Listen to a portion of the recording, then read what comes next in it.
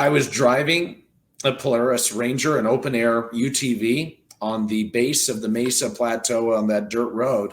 And right behind me, the other security individual started yelling, "Stop the vehicle, stop the vehicle." I look back over my shoulder. He's waving his hands up in the air. I'm like, what? So I try to bring it to an abrupt stop, and I see he's pointing erratically up ahead. Do you see what I see? And sure enough, right ahead of us, in broad daylight, about 4:00 p.m. in the afternoon, on a clear day, there was a 40 to 50 foot long disc-like object suspended, probably about 100 feet above the Mesa Plateau.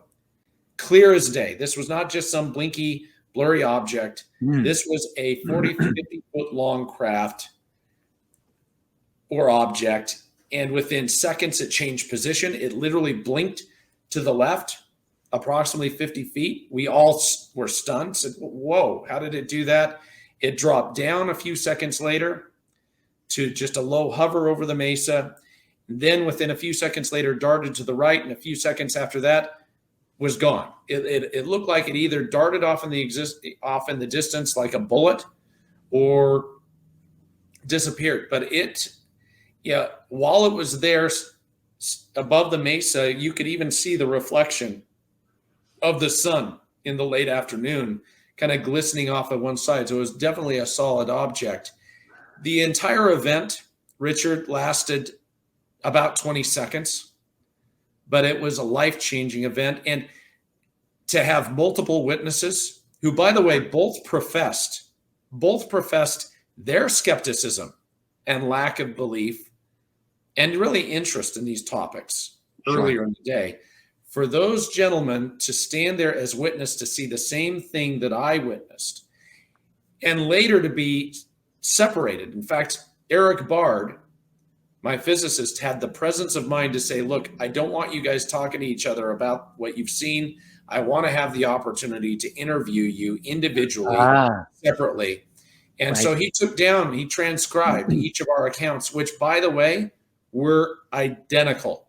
We all saw the same thing, reported the same sequence of events, the same object, and it was undeniable. Read it. Is that available for anyone to read?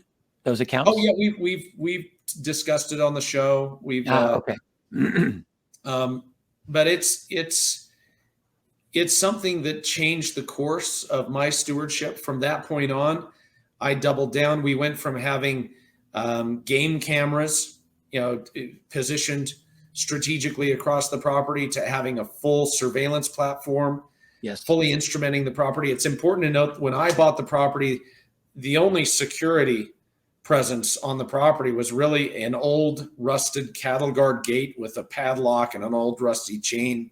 There was no working security that was functional. In fact, the closed circuit camera system, I don't know that it had been functioning for years. It was a 1990s circuit system. Yeah.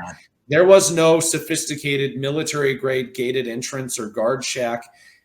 There was no power infrastructure to service an investigation of the scale that you see now, and the fiber optic infrastructure that we have now on the property that aids us with everything that we're documenting. So I proceeded to spend an incredible amount of money secretly, privately, and also start bringing in people, a diversified team of experts, individuals that would help me document and monitor what I knew at that point to be the reality of the phenomena at Skinwalker Ranch. That's when this kind of started. Did you ever wonder if that craft was actually checking you out? It's like, let's see who the new owner is here.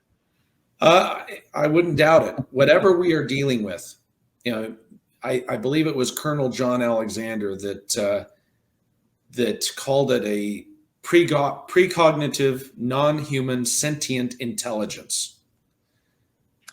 That is present on the property. Whatever we are dealing with is very aware